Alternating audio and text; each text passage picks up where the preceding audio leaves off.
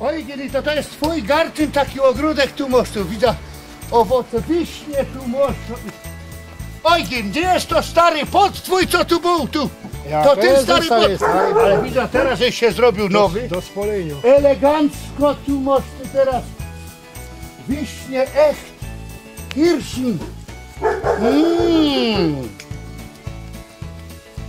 Ty, tu wiśnia, tu jeszcze masz wieprzki, ty są. Wieprzki. To już chyba przezwalały, ale... Dobrze. Na ty blisko, ale... No to smacznego, jak się waluje. Andrzej, jak się go do po niemiecku wieprzki? Andreas, komm hier. Andreas, mach deine Kostprobe. Ja. Das ist vom Eugen. Ja. Das ist polnische. Polnische, echt. Echt, oberschlesische, echt. Schmeckt gut.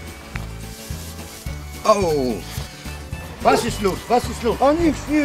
Ah, gebrennt hast du was oder nicht? Ja, brennt się. Mhm. No ja, mach's nicht. Pokrzywa, pokrzywa. Mach's nicht, pokrzywa to jest ino. Och, scheiße, wieder das Gleiche. Ach, nic ci się nie stanie, Pierunie. Przecież to może być to nawet, ty cię poszkrobesz, już jest po wszystkim. Co ty tu Gienek masz?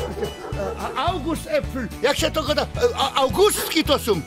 Patrz jako pamięć. 25 jary, ty, a pamiętam jak się to nazywało, ty.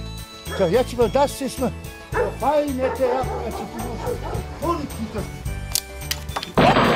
Pierunie jasny, ty. Ty, ja ci powiem, mnie chyba oświeciło teraz, tak na richtig ty oświeciło się. Nie łowej, głodo po nas. Chłopie, Pierunie, ty słuchaj, te grabie, ty nie wiem kto to sam zostawił. Ale ja cię jeszcze raz, kurde, tak dziwna, to już wiesz, czysto po polsku godał.